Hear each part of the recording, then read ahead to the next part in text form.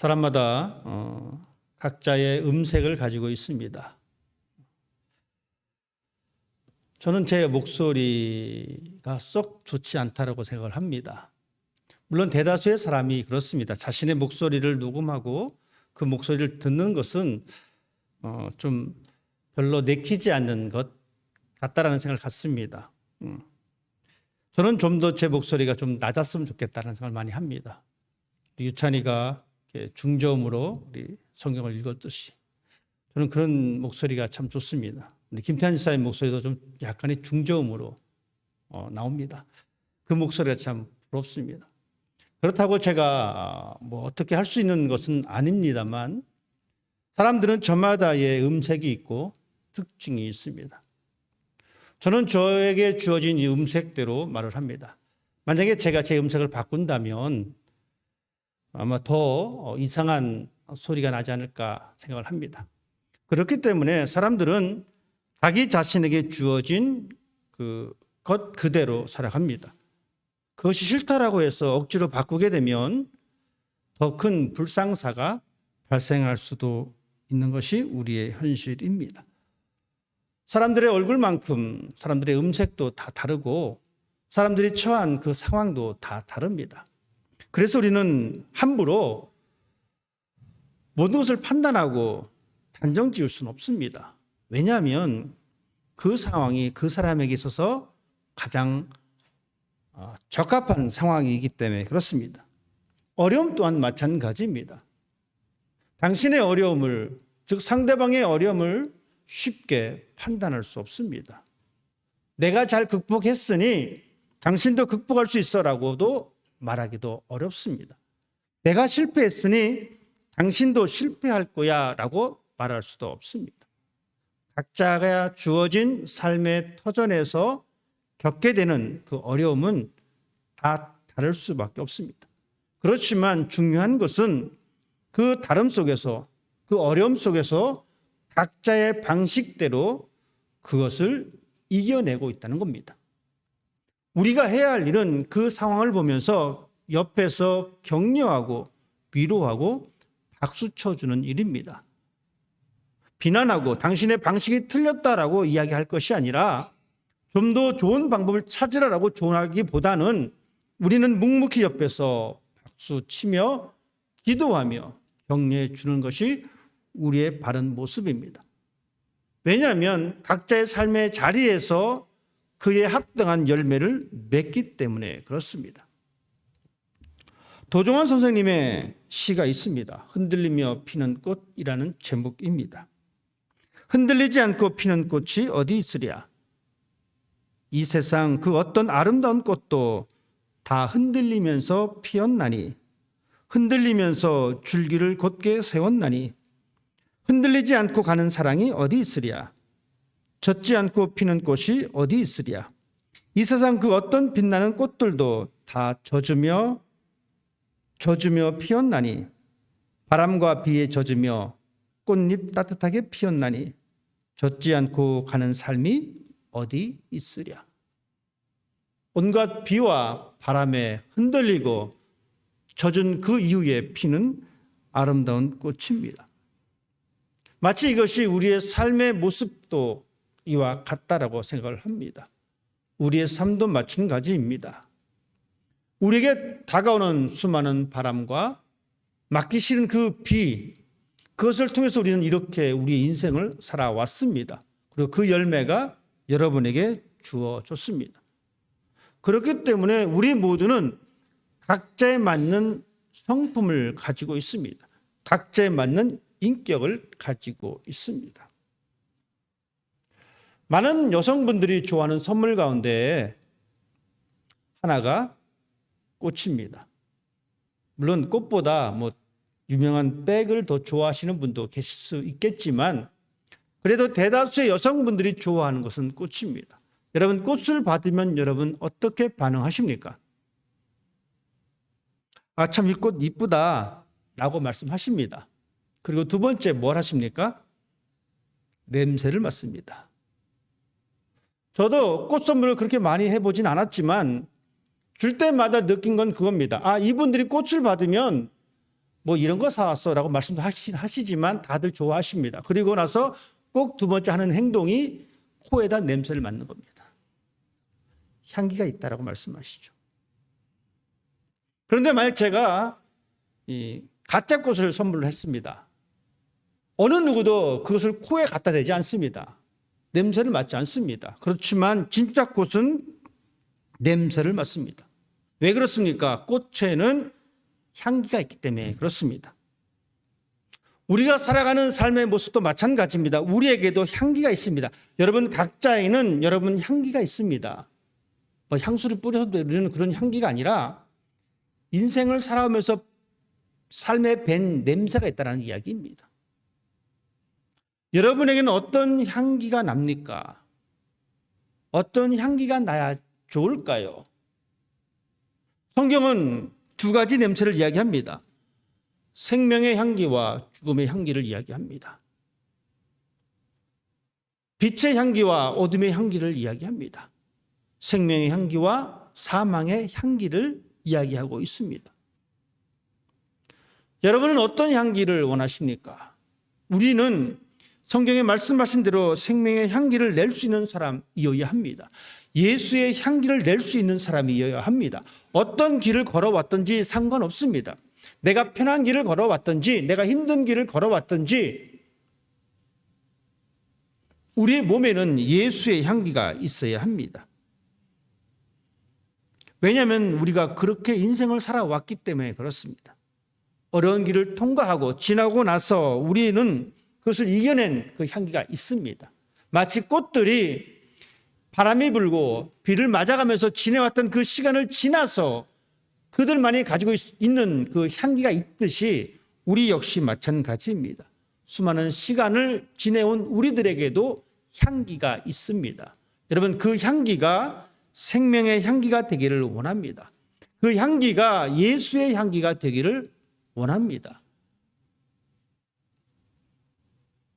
성경에 보면은 참 힘든 삶을 살았던 그 사람들을 소개하고 있습니다. 여러분 이스라엘의 두 번째 왕 다윗입니다. 다윗이 어떤 삶을 살았습니까? 그는 그의 삶을 이렇게 고백합니다. 사망의 음침한 골짜기를 다녔다. 얼마나 힘들었으면 그의 인생을 뒤돌아보면서 그렇게 얘기합니다. 내가 사망의 음침한 길을 다녔다. 그만큼 그의 인생이 롤러코스터를 탔다는 겁니다. 그 힘든 시간을 살아왔습니다. 다윗뿐만이 아닙니다. 여러분 야곱 알지 않습니까?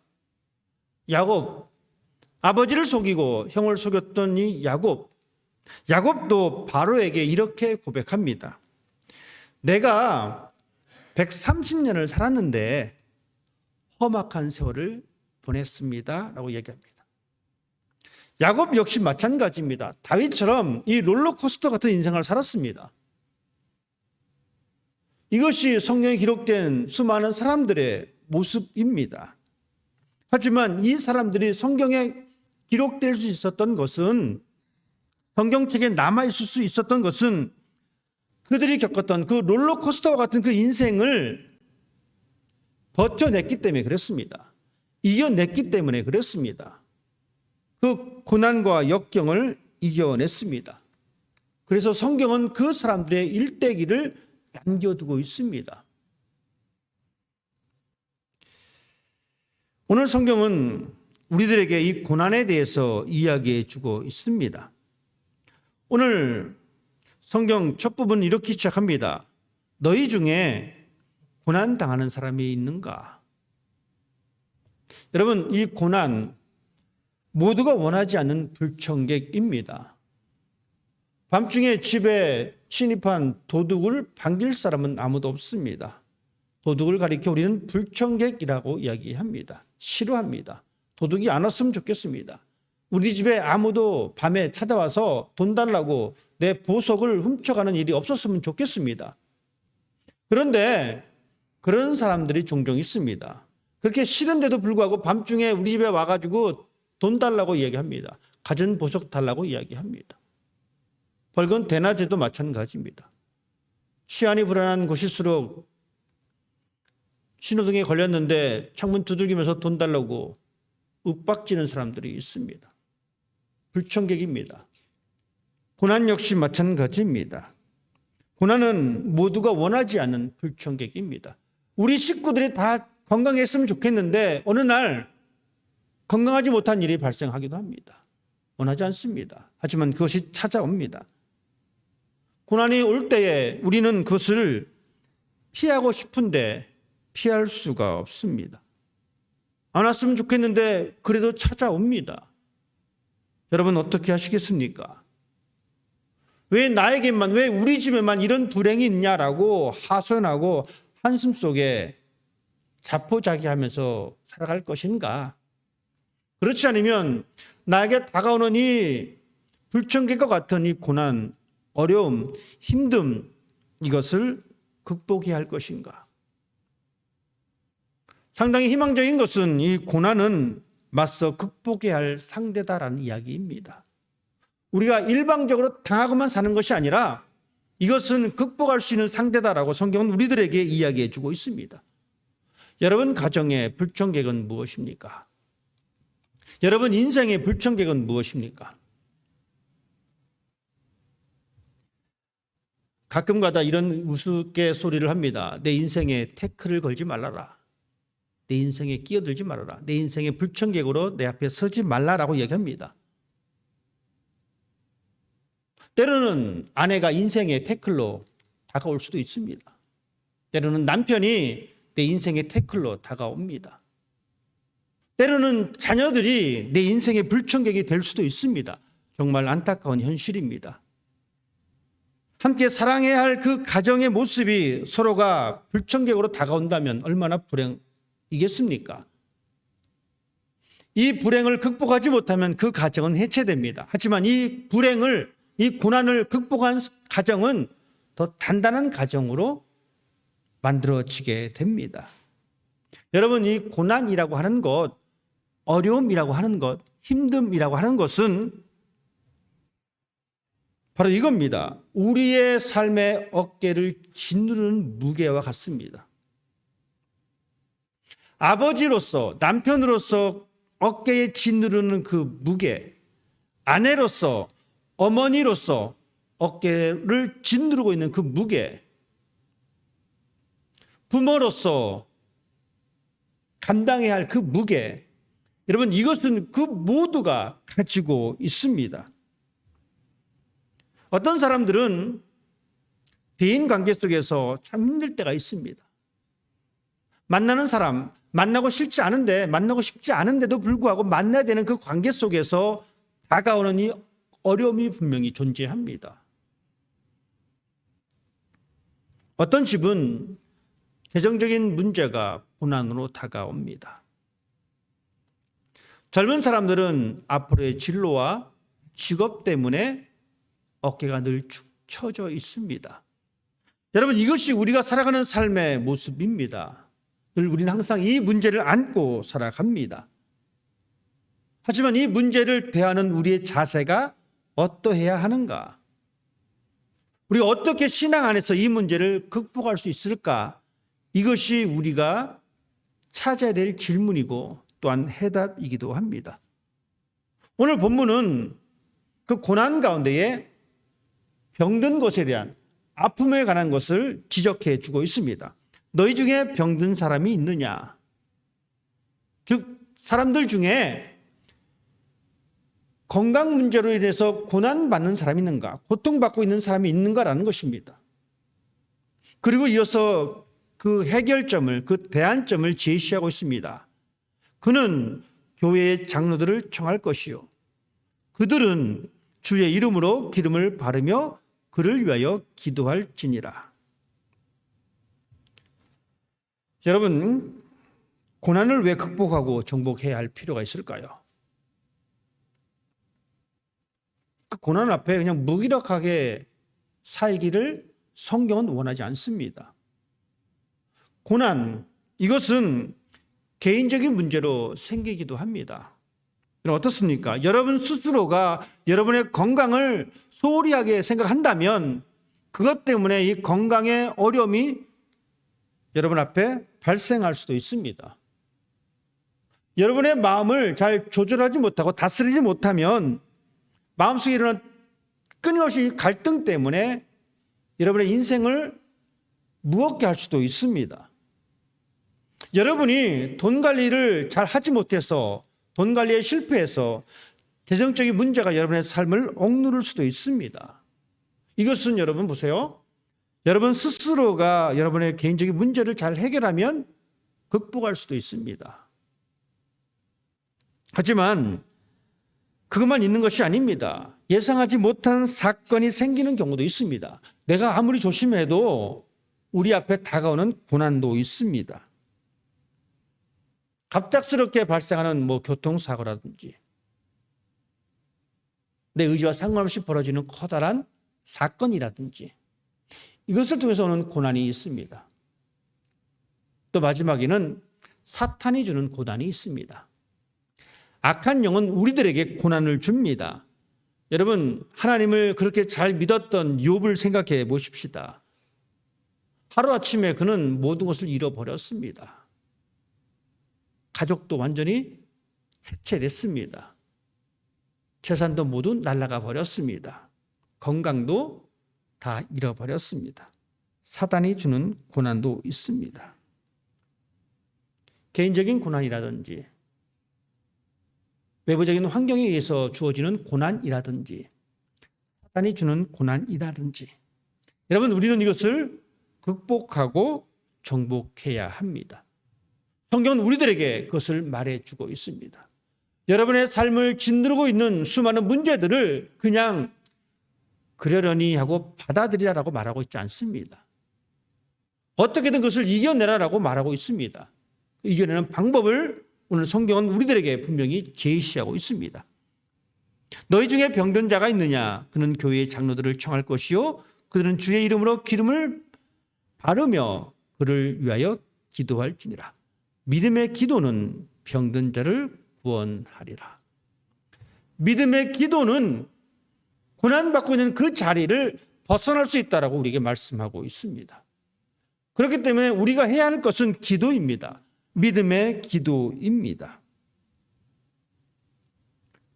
우리가 싫어하지만 이 고난은 분명히 존재하는데 이 고난이라고 하는 것은 하나님의 손 안에 있습니다. 하나님의 섭리 안에 있습니다. 즉 하나님의 컨트롤 아래 있습니다. 하나님이 그것을 컨트롤하십니다. 고난이 크기 때문에 우리는 고난만 쳐다보는데 여러분 우리에게 희망이 있습니다. 그 고난을 조절할 수 있는 분이 하나님이라는 사실입니다. 그래서 우리는 무엇을 해야 되냐면 하나님께 기도해야 합니다.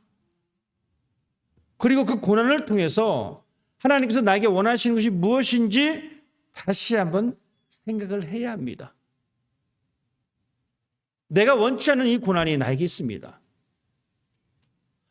갑작스러운 사건이 나에게 다가왔습니다. 여러분 그럴 때에 우린 잠시 가던 길을 멈추고 하나님께서 나에게 혹시 무엇을 원하시는가? 내가 하나님 앞에서 어떻게 살아야 하는가? 이것을 살펴볼 줄 아는 사람이 되어야 합니다. 욥이 그랬습니다. 다윗이 그랬습니다. 야곱이 그랬습니다. 요셉이 그랬습니다. 우리도 그럴 수 있습니다. 우리가 겪고 있는 이 어려움, 힘든 상황, 이 상황, 나는 왜 재수가 없어서 이렇게 됐을까? 나는 왜 하는 일마다 되는 일이 없을까? 왜 우리 집은 이 모양 이 꼴일까라고 푸념하고 앉아있을 것이 아니라 이 현상을 통해서 하나님께서 나에게 원하시는 것이 무엇인지, 내가 지금 걸어가고 있는 이 길이 옳은 길인지 잠시 서서 우리 자신을 뒤돌아봐야 합니다. 그리고 하나님 앞에 기도해야 합니다. 하나님께서 이 모든 것을 컨트롤할 수 있기 때문에 그렇습니다. 야고보 선생님은 우리들에게 분명히 말씀해 주고 있습니다. 너희 중에 병든 자가 있느냐? 너희 중에 아픔이 있느냐? 너희 중에 고난이 있느냐? 기도하라라고 말씀하고 있습니다. 자, 기도를 하는데 이렇습니다. 그는 교회의 장로들을 청할 것이요 너희가 아픔, 즉 건강의 문제로 고통받고 있는데 너희가 해야 될 것은 먼저 의사를 찾아가라라고 말하고 있지 않습니다. 우리 보통 상식 가지면은 아파? 그러면 당장 911에 전화해서 뭐 차를 부르든지 병원 가, 이머전시 가라고 얘기할 텐데 성경은 우리들에게 너희 중에 아픈 사람이 있습니까? 여러분 그러면 먼저 교회의 장로들을 청하십시오라고 이야기하고 있습니다. 이해가 되지 않습니다. 교회의 장로들이 뭐 의사도 아닌데 왜 야고보서는 왜 성경은 그렇게 이야기해 주고 있을까요? 여러분 우리가 겪고 있는 이 고난, 이 아픔, 이 힘든 이것을 우리가 어떻게 해결해야 되는가라고 하는 것을 이야기해 주고 있습니다. 물론 우리가 아플 때 여러분 병원 가셔야 합니다. 그냥 옛날 방식대로 그냥 그대로 앉아 있으면 안 됩니다. 당장 병원 가서 수술해야 할 것은 수술을 해야 하고 꼬맬 것은 꼬매고 해야 합니다. 하지만 우리는 이것을 먼저 아셔야 합니다. 우리 삶에 아픔이 있을 때, 힘듦이 있을 때 우리는 이 야고보 선생님의 말을 먼저 기억해야 합니다. 그는 교회의 장로들을 청할 것이요. 이 말은 무슨 말이냐면 우선순위라는 것입니다. 여러분 뼈 부러졌다고 저에게 찾아오지 마십시오. 여러분 뼈 부러졌으면 병원 가셔야 합니다. 제가 여러분의 뼈를 맞출 재주가 없습니다. 여러분의 아픈 배를 낫게 할 재주가 없습니다. 근데 여러분 성경에 교회 장로들에게 가라 그랬으니까 목사님 찾아가야지 이렇게 해서 저에게 찾아오지 마십시오. 급하게 병원 가셔야 합니다. 하지만 우선순위를 하십시오. 병원의 의사가 고치긴 하지만 우선순위는 하나님입니다.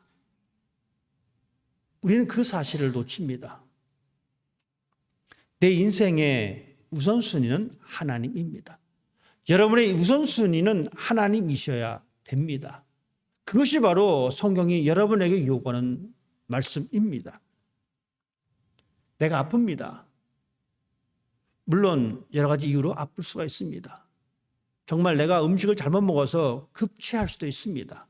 하지만 여러분 이런 아픔과 힘든 상황에서 말씀드렸다시피 하나님께서 지금 나에게 원하시는 것이 무엇인지 생각하시길 바랍니다. 하나님께서 우리 가정에게 원하시는 것이 무엇인지 뒤돌아보시기를 바랍니다.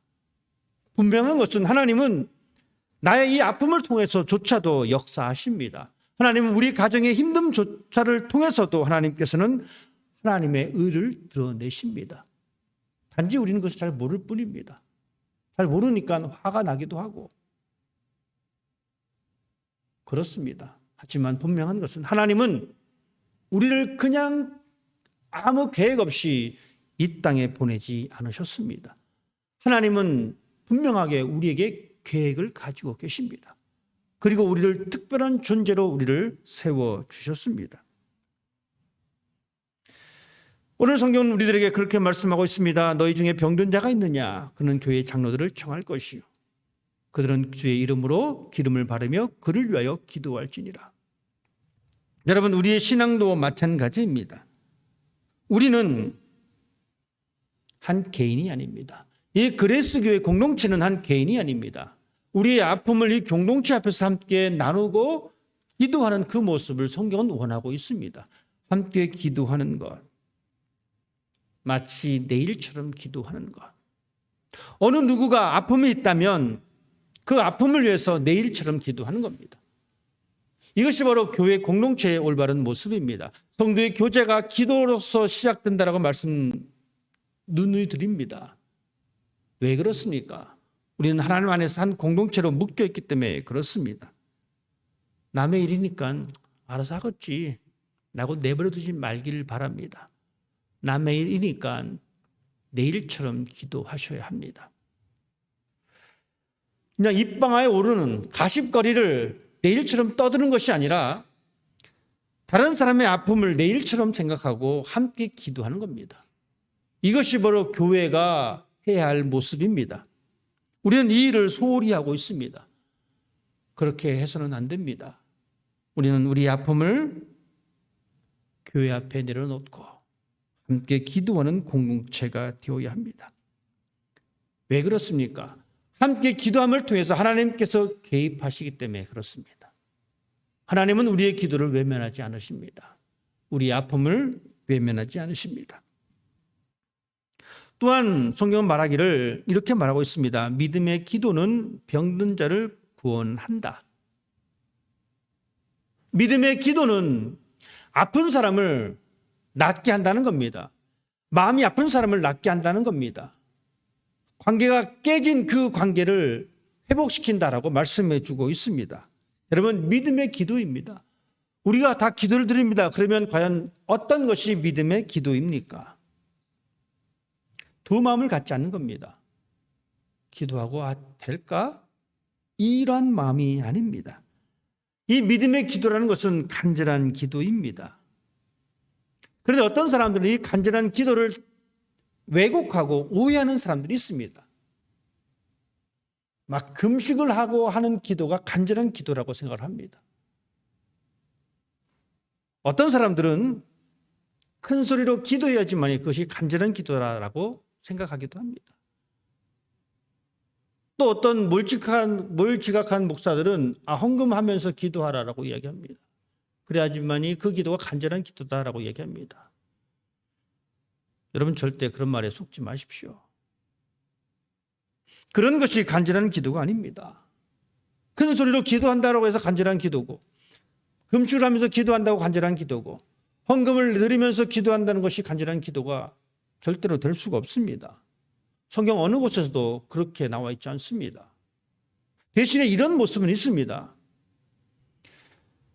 12년 동안 혈루증을 앓고 있던 여인이 예수님을 만나게 됩니다. 여러분, 그 여인이 한 행위를 여러분 잘 보십시오. 그 여인은 예수님에게 헌금도 드리지 않았습니다. 금식했다는 기록도 없습니다. 통성기도 했다는 기록도 없습니다. 단지 그 여인은 정말 간절한 마음으로 말도 안 했습니다. 예수님 쫓아가서 그 옷자락을 만집니다. 그때 일어난 기적을 여러분 기억하십시다. 이런 것이 바로 믿음의 기도입니다. 내가 저분의 옷이라도 잡으면 뭔가 해결되겠다라고 하는 그 간절한 마음. 그 마음이 중요한 겁니다. 치료될 줄 아는 그 믿음의 마음이 중요합니다. 내가 이렇게 기도하면 하나님께서 개입하신다라고 하는 그 믿음이 바로 믿음의 기도입니다. 그러면서 오늘 성경은 엘리야를 이야기하고 있습니다. 열왕기상 18장에 기록된 엘리야의 사건입니다. 바알과 아세라의 선지자들과 영적인 싸움을 벌이고 그는 그 기도를 마친 이후에 저 멀리 끝에 보이는 작은 구름을 보면서 큰 비가 올 것이다라고 이야기합니다. 이것이 바로 믿음의 기도입니다. 여러분, 우리는 이런 기도를 하려고 애쓰는 사람이 되어야 합니다. 왜냐하면 그렇게 되면 하나님께서 일으켜 주시기 때문입니다. 그래서 우리는 우리의 인생을 살아내는 겁니다. 그렇게 해서 우리는 우리가 겪고 있는 이 어려움을 이겨내는 겁니다. 이런 시간들을 많이 겪으면 겪을수록 우리는 점점 견고해지게 되고 하나님께서 원하시는 그 삶의 모습으로 우리는 만들어가게 되어지고 우리에게서 비로소 예수의 향기, 생명의 향기가 드러나게 되는 것입니다. 그렇지 않고 아무리 화려하게 아무리 이쁘게 꽃을 만들었다라고 한다 할지라도 아무리 코를 갖다 대도 여러분 냄새가 나지 않습니다. 그것은 가짜 꽃이기 때문에 그렇습니다. 우리 가정에, 내 인생에, 내 삶에 수많은 비바람을 겪고 난 이후에 우리는 비로소 향기를 낼 수가 있습니다. 이런 모습이 우리의 모습이 되어야 합니다. 그리고 마지막으로 이렇게 저는 말씀드리고 싶습니다. 너희 중에 고난을 당한 자가 있느냐? 그는 기도할 것이요. 즐거워하는 자가 있느냐? 그는 찬송할 것이라. 신앙인의 자세입니다. 신앙에는 이 두 가지밖에 없습니다. 기도할 것이냐, 찬양할 것이냐. 여러분 어떻습니까? 여러분 무엇을 많이 하고 있습니까? 아무것도 안 하십니까? 그거 좀 잘못된 것 같아요. 우리 두 가지 중에 한 가지를 하셔야 됩니다. 내가 지금 상황이 기도할 상황이면 기도해야 합니다. 내가 찬양할 상황이라면 우리는 찬양해야 합니다. 사람들이 살면서 고난과 어려움 속에 있으면 낙심하기 쉽습니다. 기도고 뭐고 난 다 소용없어요라고 실망하고 좌절의 상황입니다. 또 반대 상황은 즐거워하고 기쁜 일이 생기면 어떻습니까? 어깨에 힘이 들어갑니다. 교만해집니다. 낙심하거나 교만해지거나 기도하거나 찬양하거나. 여러분 아무것도 하지 말기를 바랍니다. 이 두 가지 중에 하나가 여러분 삶 가운데 있었으면 좋겠습니다. 기도하는 시간이 많으면 많을수록 여러분은 점점 하나님을 닮아갑니다. 찬양하는 시간이 많으면 많을수록 여러분의 마음속에는 기쁨이 넘칩니다. 즉 우리에게는 두 가지 다 좋습니다. 그렇다고 저나 여러분에게 고난이 생겼으면 좋겠다는 이야기가 아닙니다. 우리의 상황이 그렇다라는 이야기입니다. 신앙의 길은 광야의 길을 걷는 것입니다. 그리고 가나안에 들어가는 것입니다. 여전히 어려움과 힘듦이 존재합니다. 열심히 기도했지만 여전히 그 고난이 우리의 삶 가운데 떠나지 않습니다. 하지만 그 시간은 결코 헛된 시간이 아닙니다. 우리가 믿는 하나님은 우리의 기도를 들으시고 우리를 더욱더 기도의 자리로 들어가게 하십니다. 인내하며 소망을 갖고 살아가십시다. 고난의 골짜기를 건너서 아름다운 향기가 반드시 우리의 삶에 묻어나게 되어 있습니다. 그 아름다운 향기를 꿈꾸는 매일매일의 삶이 되기를 주님의 이름으로 부탁을 드립니다. 기도하겠습니다. 하나님